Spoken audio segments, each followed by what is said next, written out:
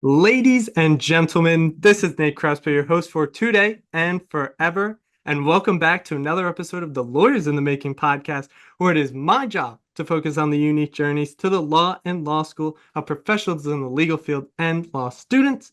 But let's talk about what we're doing today, because today we have another spectacular guest. He's a Notre Dame Law School graduate and currently works as the CEO and co-founder of Attorney Share and as the general counsel to True Classic. He's held past positions as the COO and General Counsel of Venus at Fleur and as a CSO and General Counsel at Winc. Excited to have him on the podcast today, Mr. Matt Thelen. Welcome to the podcast. How are we doing today? Before going any further, I'd like to say a quick word about the sponsor of this podcast, Rhetoric. Back in episode 25, I had the privilege of having the CEO, Luke Yingling, on the podcast, and ever since that episode, fell in love with the product.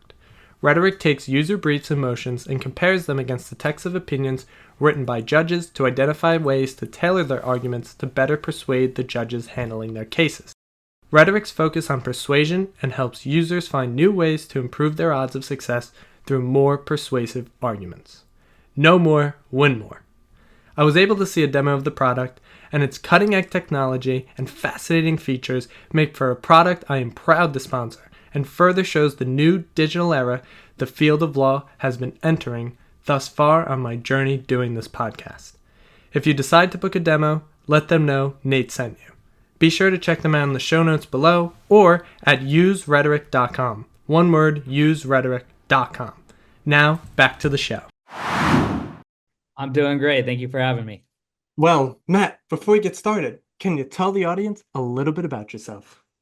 Yeah, I think you just did a pretty good outline of my career progression, but happy to double click there a little bit. Grew up in California, and kind of always knew I wanted to be an attorney for whatever reason, just had one of those feelings. I think a lot of us that end up choosing the legal profession had at some points in our lives. So when I was in undergrad, I went to undergrad in California, born and raised in California. When I was looking at law schools, I thought to myself, well, I really should get out of California at some point in my life, because if I don't do it now, when will I ever do it? So I looked at law schools kind of all over the country. Knew I wanted to focus on a school that really allowed me to lean into both business and law. And so I was looking at J.D. MBA programs.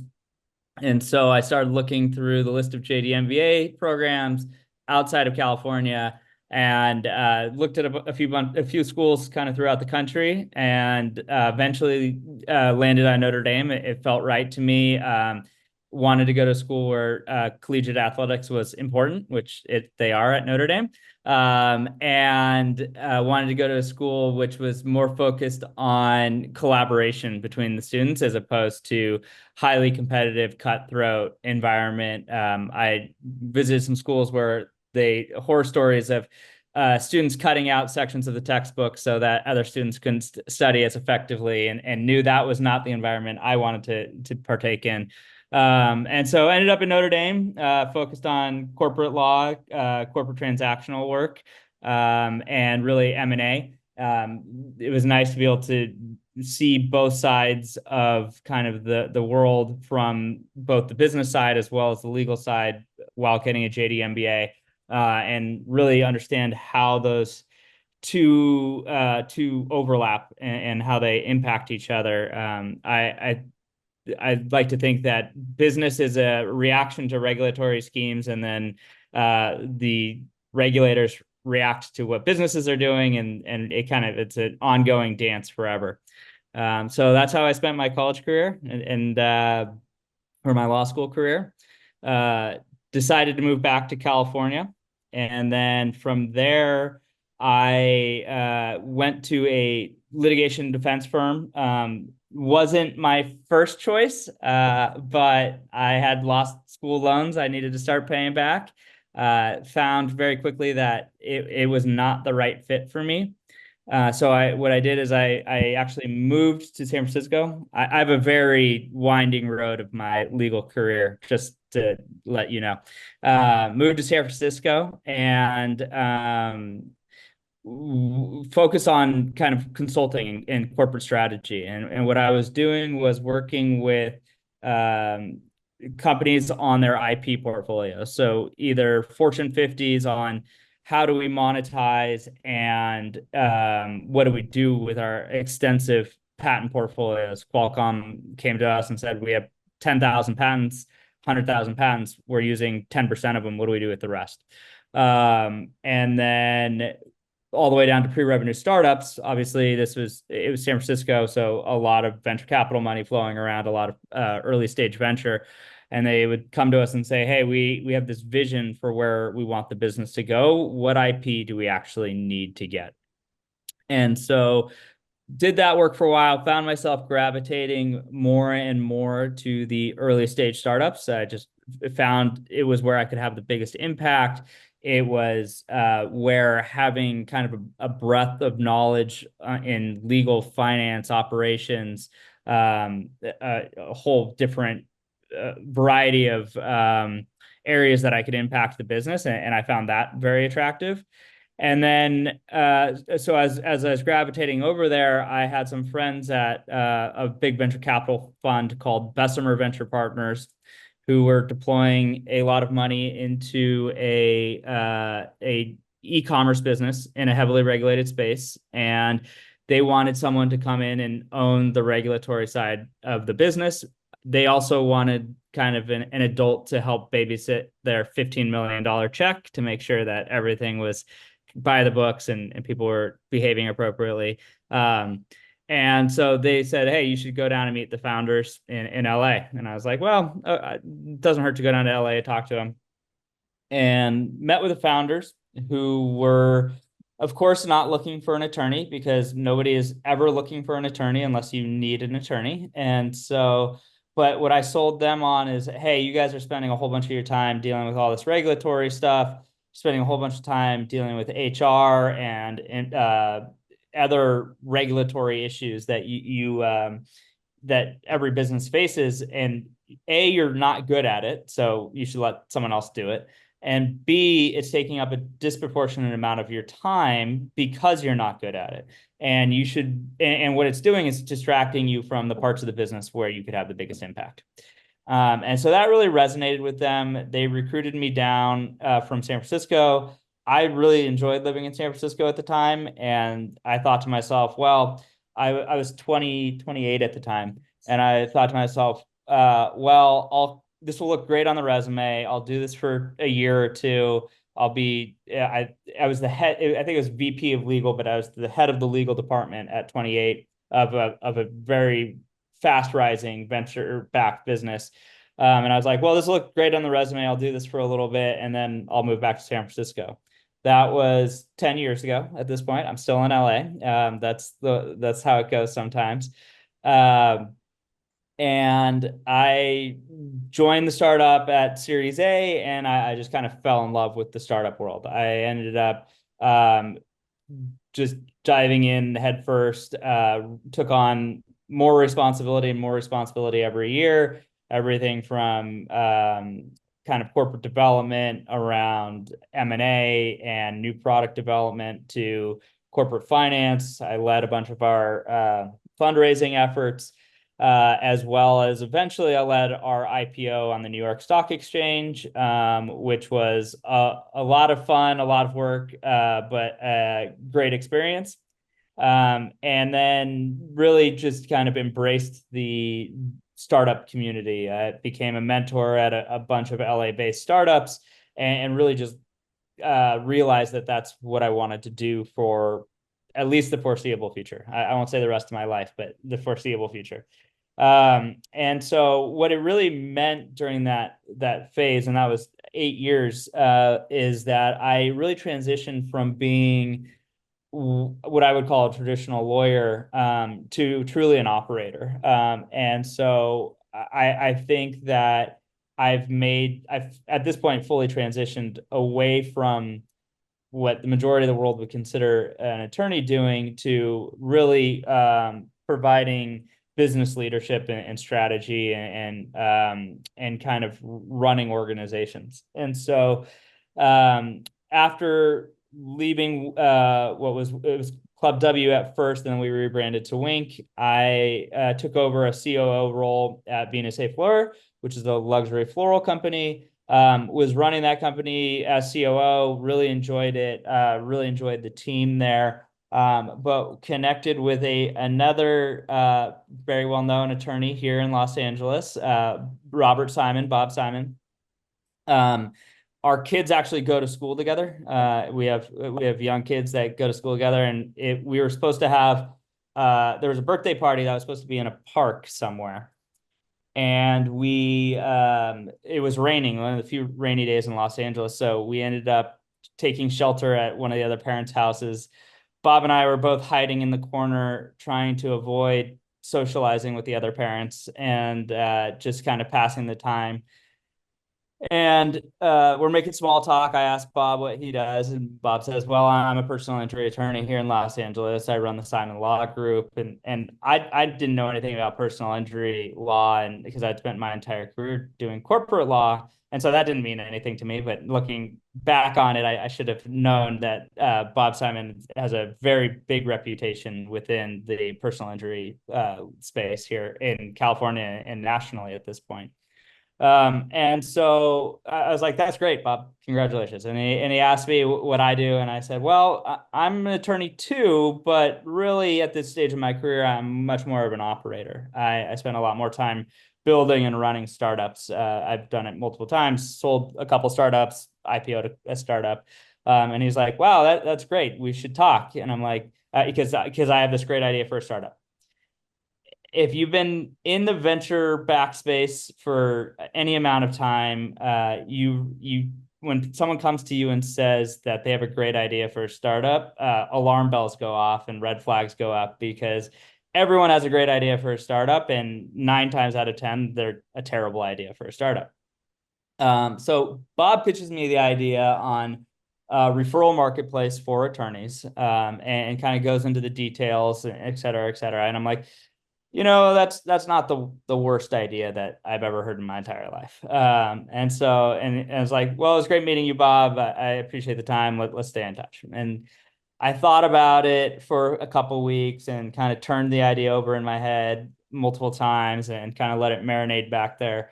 And I thought to myself, well, that could be interesting. And really, the more layers of the onion I peeled back, the more interesting the opportunity became to me. And so eventually Bob convinced me to kind of join as CEO of Attorney Share and help him co-found this product. I recruited a team, built out a team to build the technology platform. And we built it for about 6 months, and before we launched our private beta. Ran a private beta for about 3 months after that, and then opened it up to the public for the beta process, and have now been fully live to the public out of beta for about 2 months. And here we are today.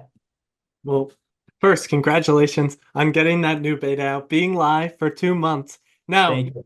many, many, many moons ago, almost 50 some episodes ago, we had Robert Simon on this podcast. We had a wonderful conversation, and this was before Attorney Share was even live at all. I remember him talking about it, and I was so excited for it to come out. And I remember when that first beta came out a couple months ago, and I was just so excited for him. I was so excited for everything going on there. And of course, I love Bob Simon. As I said it on that podcast, so as I'll say again, I've known Bob Simon before I even started the podcast. I used to watch Justice HQ all the time and all their podcasts when I was trying to figure out if law school was right for me, and now I'm doing this podcast, still figuring it out.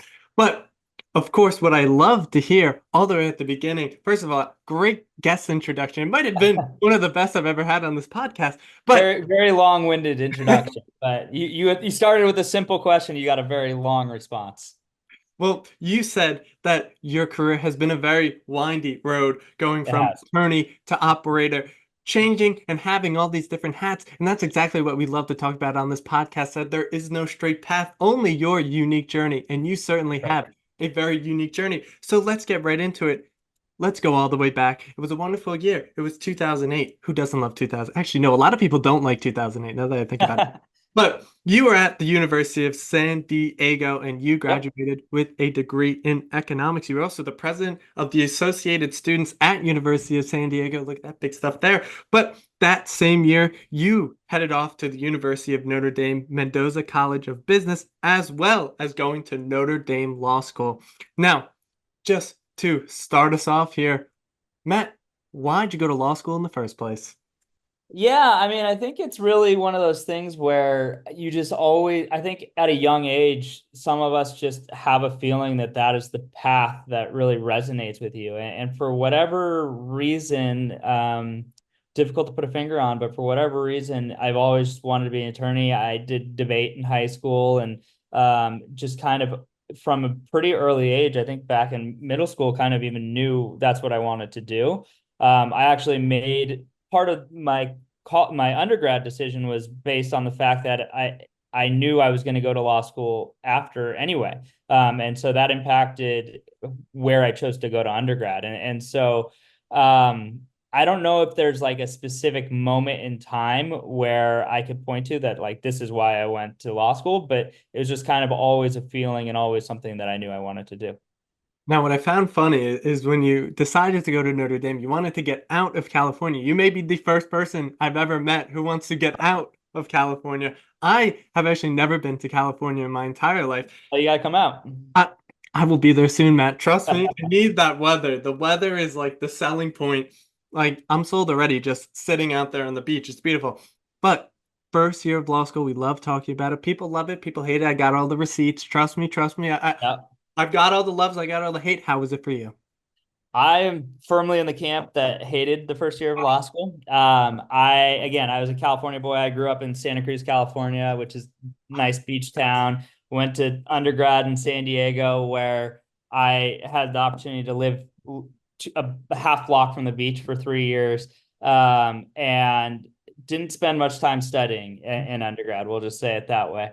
And ended up going out to Notre Dame, like way too confident in my own abilities and way too proud of myself.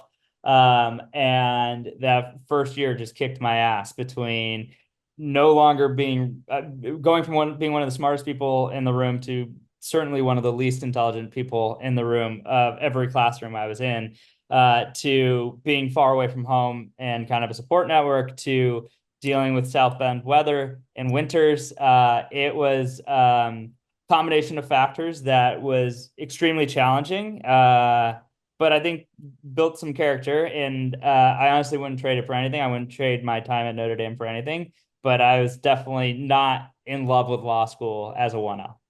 So, overcoming those struggles when you first got there, obviously you're in a completely different environment, especially with the weather. It's so freaking cold, so you got to deal with that. It's always, listen, when you go from living a block down from the beach to then living in the winter, that is South Bend. I mean, I couldn't believe it myself. But how did you get over a lot of those struggles, those early struggles, especially getting your JD as well as going to the College of Business, getting your MBA? There's a lot going on there. So how did you sort of handle all that and overcome all that?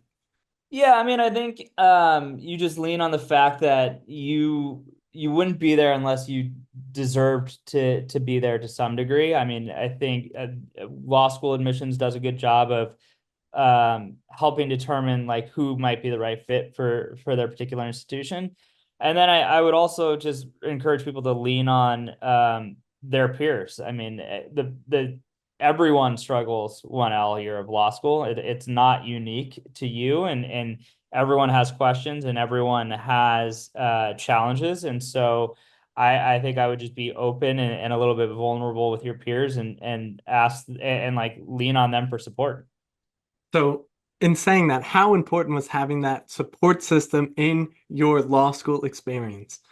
Oh, it's very important. I mean, it's easy to get lost and kind of let the pressure overwhelm you.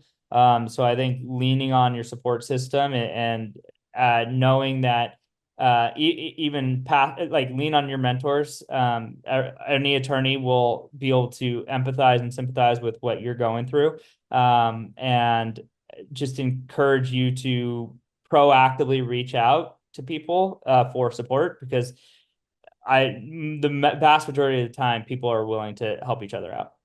Of course, that is something that I would love to magnify that message a million of how important it is just to reach out, send that message, send that email, have That's right. that phone call because people are so willing. I mean, listen, I got so many episodes of this podcast just from simply reaching out to people like, hey, you want to come on my podcast? They more often than not say yes, and they always want to help and pay it forward because throughout their own life, they had that mentorship as well. They had that help throughout their own careers. Now, going forward in your career, what I love talking about on this podcast is finding out what you do want to do with the law in terms of specialization, but also finding out what you don't want to do with the law.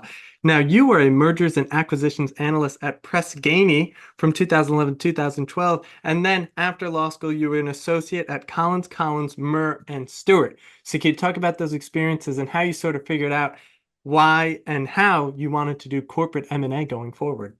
Yeah. So I was at Press Ganey while I was actually in grad school at Notre Dame. So it was while I was doing the last year of my JD MBA. And so I figured it'd be good practical experience to really understand what buy side M&A looked like for companies that's what they're doing. And Press Ganey did a lot of it's in the medical device and medical industry, and so they did a lot of M&A. And it was very good experience learning kind of what a grunt analyst does every day. And that prepared me very well for Collins, Muir and Stewart, where I was a grunt associate working through kind of drafting very simple motions looking back on it that as you're learning to be an associate, you need to cut your teeth and need to you're doing a lot of doc review, a lot of discovery, some drafting of motions and when you are allowed that opportunity. But it was a good experience. I think it showed me what life in a litigator is truly like. I think we like to romanticize what the law and litigation specifically looks like because of what we see in courtroom dramas and all and what we are taught to believe. But there's a lot more work that goes into it than what we see on TV and what happens in the courtroom. And there's a lot of late nights and a lot of really hard work that I don't think the general public really appreciates until you have the opportunity to see how the sausage is made, really. And so I'm very grateful for that experience as well. So going forward, you then that next year in 2013 became a valuation. It's having a tough time with that word and strategy consultant at Ocean Tomo, and Yep, then that following year in 2014 you would be the VP of Legal and Compliance at Winc, formerly known as Club W. So can that's you right. sort of tell us, sort of bring us through that, how you ended up at Winc, how you joined to the startup world, what sort of tipped you off that this may be something I want to do? Yeah, and so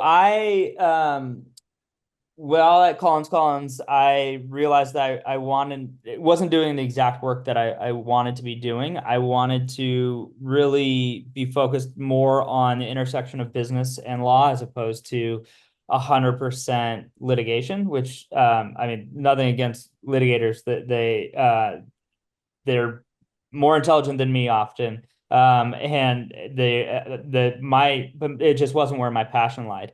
And so I decided to move to San Francisco, focus on consulting, and really lean into my MBA. But at Ocean Tomo was actually the employee base when I was there, at least, was you're either a EE or a CS engineer or an attorney, and a lot of times both. And for those people that were both, a lot of what they were doing is writing expert testimony reports and really providing litigation support. Where I kind of leaned in was on the strategy side, and so I had the opportunity to work with Qualcomm and Samsung and Apple around their IP portfolios and how to leverage their existing IP portfolios. They have a significant amount of IP assets, and they are highly underutilized for typically by large companies. And so what I would do is I would come in and tell them, how do we leverage this asset to a higher degree? Do we package it up and sell it? Do we develop some licensing agreements to other companies that might actually be interested in this IP? Do we develop an R&D program around specific IP that might be unique and might be transformative for the business? And so I was spending a lot of time doing that with large corporations, and then a lot of time with early stage startups, helping them understand the IP landscape for their particular field and their particular industry. And the more time I spent doing that, the more I really gravitated to the early stage startups.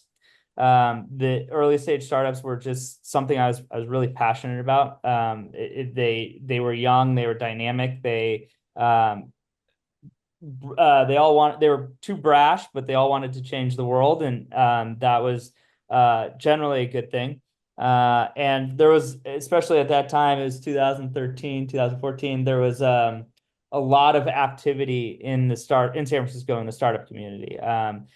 Twitter was just getting really cranking. There was Zillow bought, I can't remember, one of their competitors, which I remember was a really big deal in San Francisco at that time. Facebook IPO'd while I was up there, I believe. And so there was just a lot of frothiness and a lot of excitement around the startup world, and that really drew me in. And so I eventually connected with some venture capital partners at Bessemer Venture Partners, which is a large venture capital fund. They have a private equity arm as well. They have a lot of irons in the fire, but it's a large venture capital fund on Sand Hill, and they were making a big investment. It looks small now. It seemed big at the time, of $10-15 million into. No, what's that? Oh yeah, not big anymore. $10-15 million is a lot of money, though. Yeah, it's a lot of money for me, but relative to venture checks these days, it's the landscape has changed. But it was a big number at the time, and they wanted but they were a little skittish around the regulatory side of things for this business, and it was Club W, as you mentioned, which is beverage alcohol. And for those of you who don't have the pleasure of having worked in the beverage alcohol space, it is amongst the most highly regulated categories in the United States, for better or worse. It's one of only two that actually there's constitutional amendments around the industry, multiple in the case of alcohol. And so it is a patchwork of regulatory schemes across the country. There's overlapping state and federal rules. There's a lot of red tape. And so when BVP was making their investment, they wanted someone to come in and say, hey, this is to kind of really own that piece of the business. And they wanted someone to come in and make sure that just the typical corporate governance items related to running a business were adhered to and buttoned up. And so they introduced me to the founders, and the founders were hesitant to meet with an attorney, as most people are.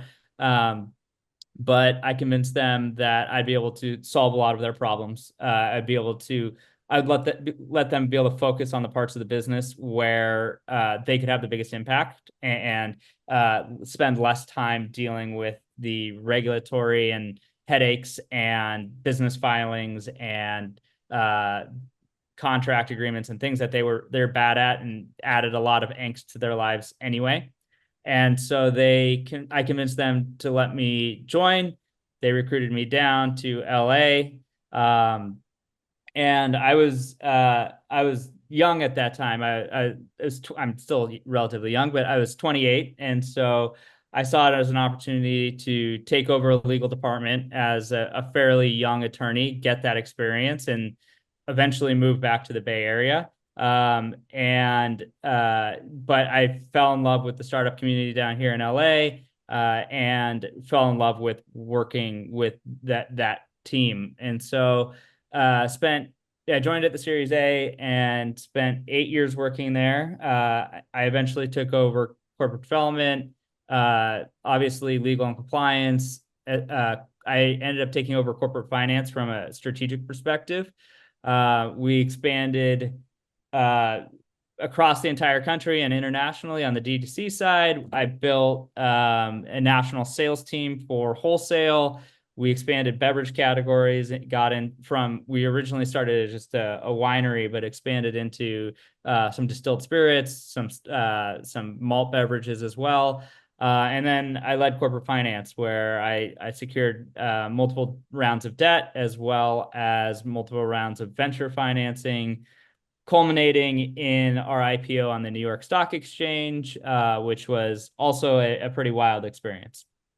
So at your time at Winc, you started as the VP of Legal and Compliance, and you did that for 2 years. Then you became the General Counselor and Senior Vice President of Corporate Development for 4 years, and then you were, for a year, Chief Strategy Officer and General Counsel at Winc. Now, I want to sort of key in and zoom in on this experience. And can you talk about how sort of your position evolved within that company, how you sort of pushed that evolvement, Yeah. or maybe it just kind of happened as you were going along, as you sort of loved the community and all that stuff, and just really talk about working in that startup environment, because I think I'd love to hear about it. I bet people out there, but I'd love to hear about it.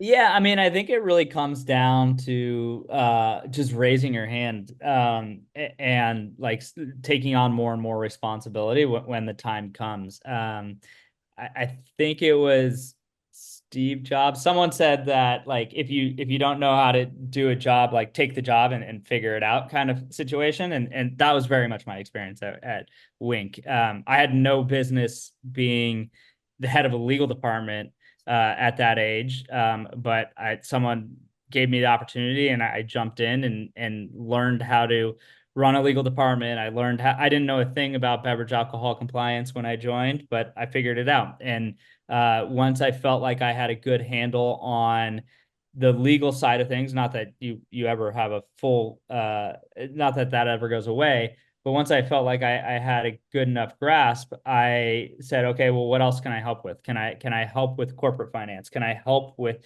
corporate development? And some of it happened organically, or in that anytime we wanted to do something creative, whether that's expand geographically or launch a new product category, in a heavily regulated category, legal had to be involved in the conversations from day one, simply because there's restrictions on what we could and couldn't do.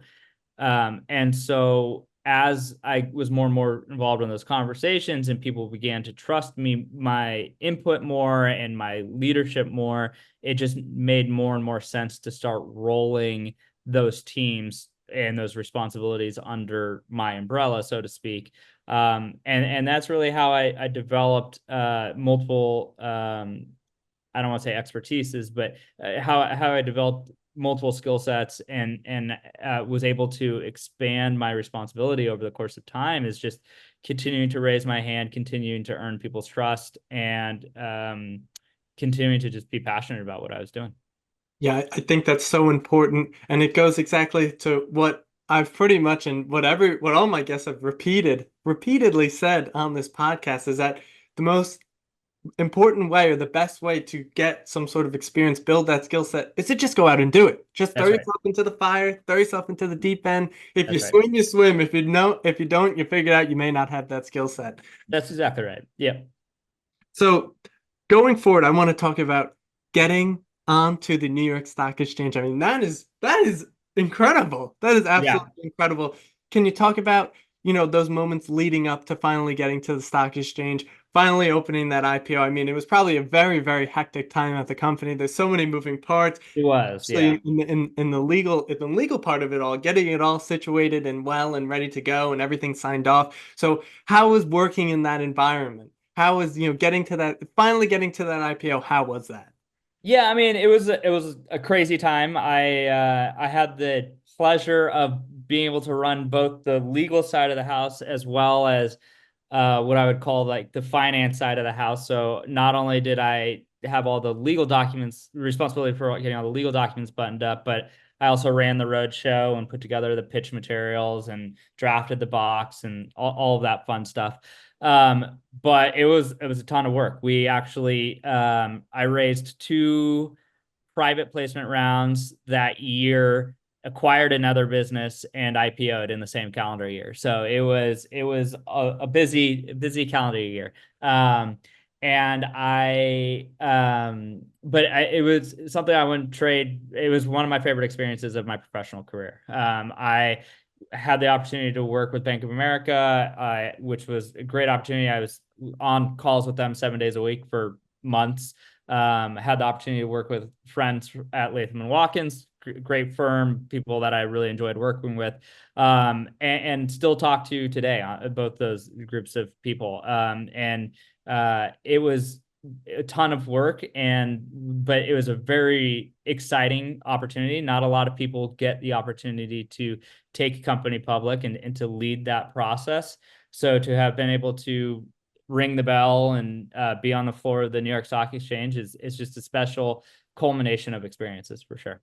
Yeah, I could only imagine, and I hope to be there one day as well, doing my own IPO of whatever company it may be. But just the other day, actually, I for the first time I read The Hard Thing About Hard Things by Ben Horowitz, and he talked Yeah. about when he was doing his IPO, which he had to do because of the bankruptcy struggles and the finances were really tight and they were figuring all that stuff. But to read about that experience and then hear it from you, I mean, it sounds amazing. It's a goal of mine now. It has to be. Yeah, there's just so many moving parts between the bankers and the lawyers and making sure that you have all your filings in on time. And I mean, even just like vendor partners, it's a lot of project management, believe it or not, but it's really rewarding at the end.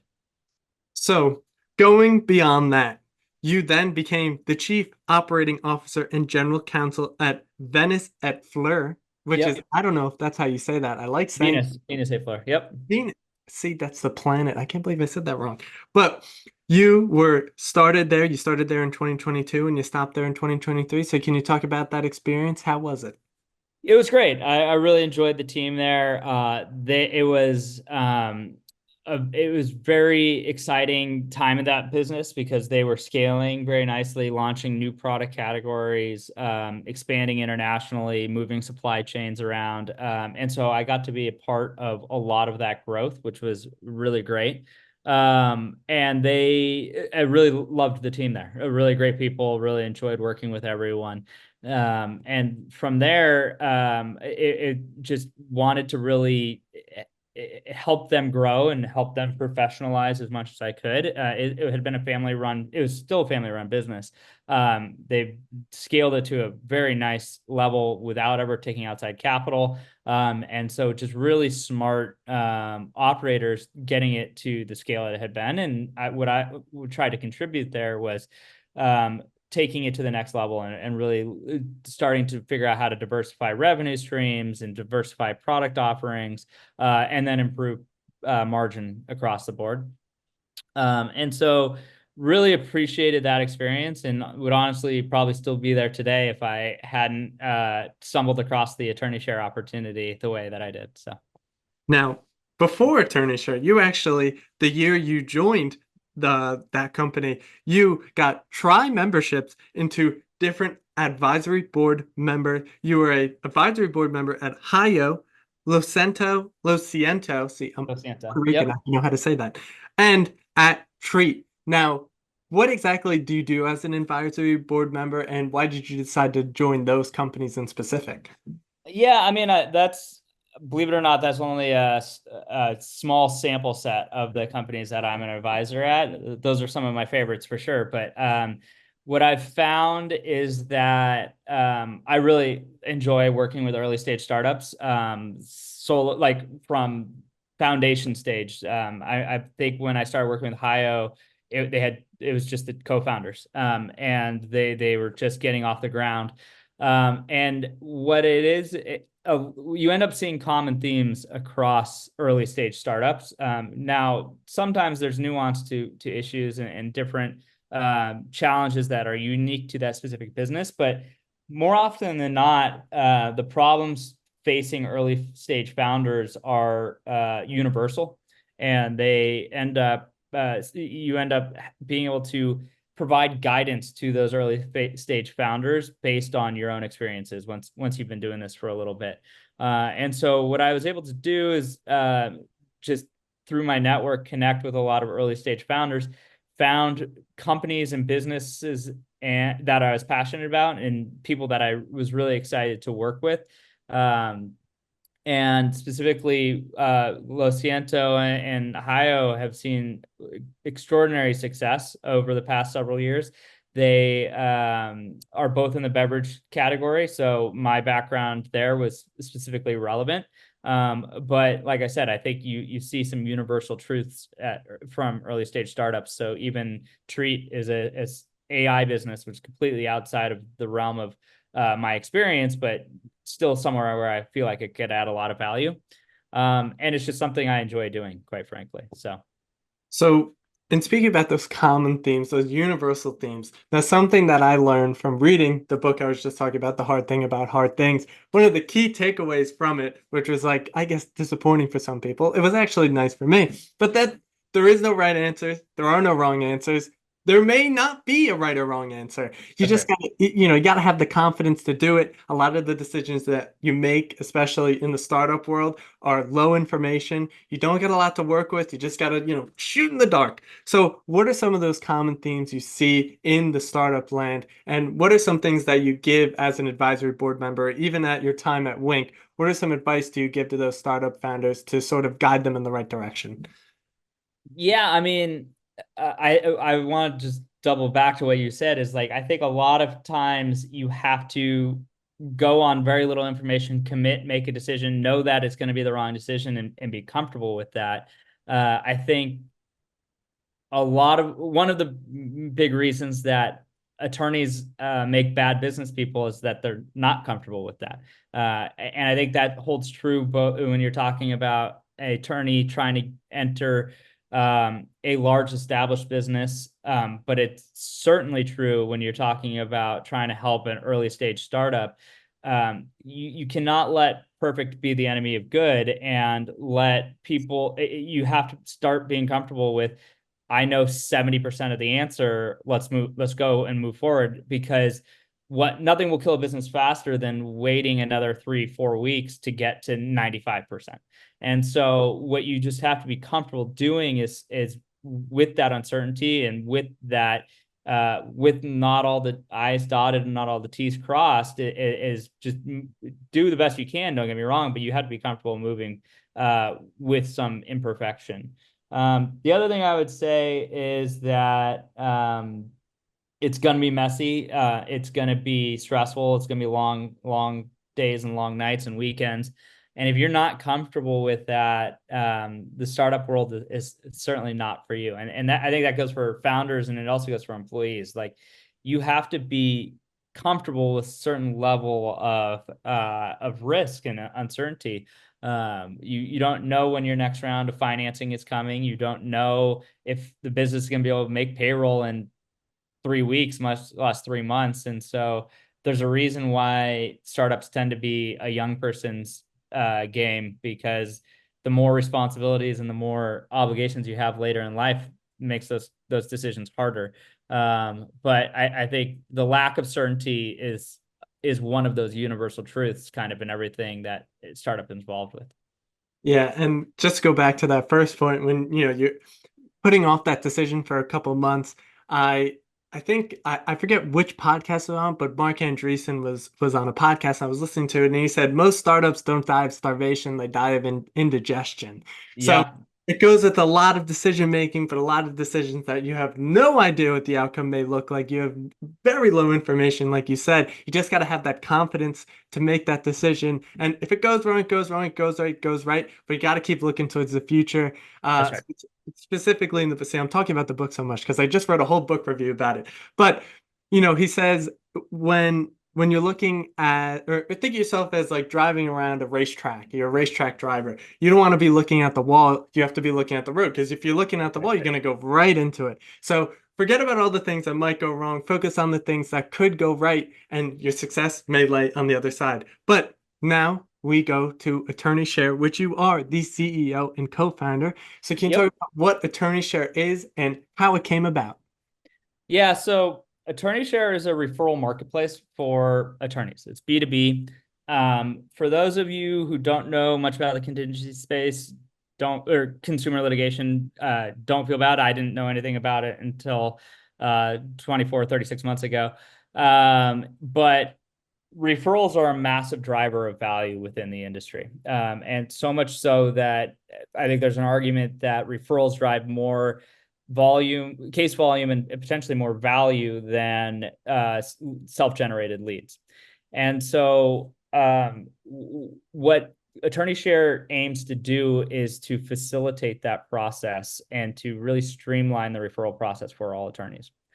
And the way it came about is I was actually at a birthday party for one of my son's friends, and we really I was just trying to pass the time and trying to not speak too much not speak too much to the other parents, and just trying to hide in the corner a little bit. And I happened to be there with Bob Simon, and he's a big personal injury attorney here in LA, as we mentioned, and I was asking me what I do. I was asking him what he did. He told me he's a personal injury attorney.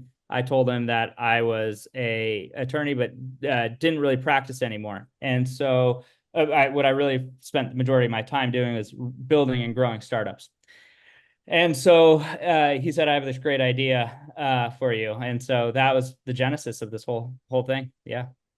I mean, that is a beautiful genesis. Just a simple conversation can bring you so much success, so much purpose in your life. It's an amazing thing. And in speaking of that conversation, that is an example of networking. So That's Matt, right. I give you the broad question here. How important has networking been throughout your career? As someone, I've done a lot of things wrong in my career. The one thing I'd say I've done a good job of is networking. And to any young aspiring professional, much less aspiring attorney, I cannot emphasize enough how important networking is. I would love to say that we all live in a meritocracy where what you know is what you get, but at the end of the day, a lot of it comes down to who is vouching for you, who can open certain doors for you, who can introduce you to someone else.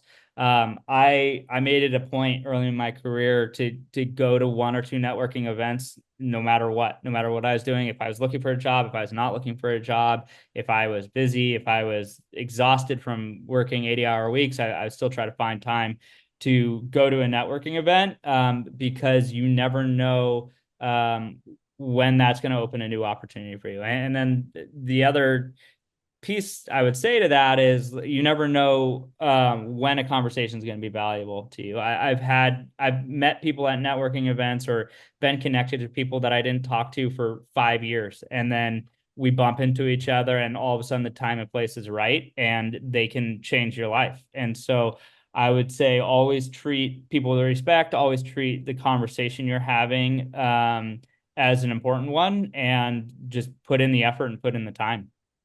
Absolutely. I mean, of course, I gotta agree on all counts with that one. I of course have to do that because it's something I love doing. It's something that I've come to find out that it is an art form in itself. It takes a lot of trial and error, it takes a lot of practice, but once you get the hang of it, it actually gets a bit fun.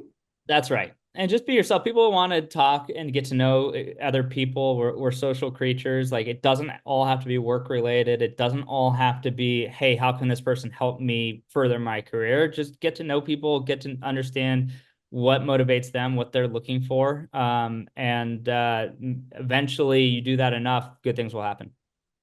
Now, Matt, I love doing my research. I always do before the guests come on. And I was looking for some research for you, and you were just completely wiped off the internet, I have to say. I've heard that a couple times. I don't know how I've managed to not be more involved in the internet. Thank God. I'd like to keep it that way, so we'll try to keep it as low key as possible. But I did find Oh, something here. I did find something. Now, you We're at the Sub Summit in 2022 in Orlando, Florida. There are no clips for it because I know a lot of the videos and stuff that comes out is very important, very confidential. They like to share it with the people who were there. I get what that is. But you were there talking about subscription-based businesses, and then you went the following year. I'm forgetting where it was the following year in 2023, but you were there as well. Now, why did you attend this conference, and what was so important about the subscription-based businesses? Because I have come on here and talked about it, and a lot of people in the legal industry are now turning towards these subscription-based businesses. And very, very long, not long ago, but I had Martin Parsons on here, and he runs his legal business like that. And his total reframe about it was very good. But can you talk about your angle of it? Yeah, I mean, that was the experience I built really at Winc. The vast majority of our revenue was subscription based. And so it is a unique way of approaching problems in business, and it comes with unique benefits and unique challenges. And so I was fortunate enough to be invited to speak at Sub Summit a couple times. Really great team over there as well. That really, if you have a subscription business, you should really look into, because there's so many. There's a lot of low-hanging fruit that you could really use to optimize your business, and really some strategies to really unlock a lot of potential. And that's really the focus of that entire conference. And so like I said, I was able to speak a couple times there and really, I don't want to say impart my wisdom, but really tell them about my story, tell them about what I'd experienced as a operating subscription businesses, and why that's so impactful. Law students, are you feeling overwhelmed, stressed, or short on time in law school? Maybe you just want someone to show you a step-by-step framework to master the topics you're learning in your classes.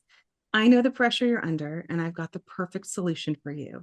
My course, The Law School Operating System, is proven to help you conquer law school with confidence and ease. Created by Lisa Blasser, a former guest on the podcast and founder of the Law School Success Institute, this course breaks down every subject into manageable main topics that you run through a comprehensive study system to thoroughly prepare you for class and final exams. No more feeling like you need to know everything all at once in the beginning. But that's not all, Nate. The Law School Operating System also teaches you how to schedule your studying and time effectively. For every topic, you'll know which study step you're on and when you'll complete it every week of your semester. No more mad dash cram sessions, more time with your loved ones. And with my system, you'll walk into your exams knowing you've given 100% of yourself, that there's nothing more you could have done to succeed, and there's no better confidence than that. Lisa breaks it down like this: one class, one list of main topics, and one system to master each topic. With recorded and live sessions for students available on her website and partnerships with law schools nationwide, the Law School Operating System is here to help you thrive from day one to the final exam. Ready to take control of your law school journey and operate at your full potential in law school? Visit www.lisablasser.com today and enroll in the Law School Operating System. Be sure to use code LSOSNATE10 at checkout for 10% off the recorded course. That is code LSOSNATE10 at checkout. Now, back to the show. I mean, that's wonderful, and I love, because you made me really dig for it. And I love really digging for things. I'm like, oh, I found it. There we go. I got my treasure. But we are now down to the last 5 questions. The first of the 5 questions is something I've seen throughout the entirety of doing this podcast, throughout the journey of doing this podcast, is that just like yourself with Attorney Share, people are moving towards new legal technologies, either that be AI, software, whatever it may be. So this is the tech stack question per se. Matt, what does your tech stack look like, and what recommendations would you have for people? I would recommend hiring a good CTO that can answer those questions much more knowledgeably than I can, because I just sit back and tell them what features and functionality I want, and they go and build it. No, it's a little bit more complicated than that, but like I said, I think with today's, I think a lot of the tools and a lot of products today have been they've become a lot more approachable and a lot more readily available to, I don't want to say they're off the shelf, but it's closer to that. And I think you could develop some really cutting edge technology without significant engineering or computer science background. I don't have either. And so I rely on people much smarter than myself than that to deal with those types of things. Of course, I have to agree myself. I am not a computer scientist or engineer of any kind. I like playing with ChatGPT. I found a new one, Perplexity, which is very, very fun to play with. There's a lot going on there. I've used Bard before. I'd say it's not as good as ChatGPT, but I've looked into sort of the prompt writing and how you can sort of manipulate the way that the things come out, the quality of it, sort of the information. So I had a lot of fun. I have a lot of fun doing that. I still have a lot of fun doing it, but I always love asking that question, see where people's minds are at. Now, fourth to last question here, Matt, live on the Lawyers in the Making podcast. What are your book recommendations for people? Doesn't have to be about the law. Oh, wow. Book recommendations. I mean, I think 0 to 1, if you're building a business, is still the best book. I bought that today. It got to my house it's spectacular. Today. I think it's mandatory reading. I think Hard Things About Hard Things is mandatory reading.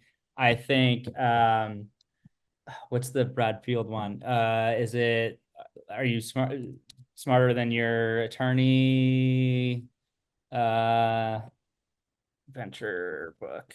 Venture Deals is the name of the book. That's a spectacular one.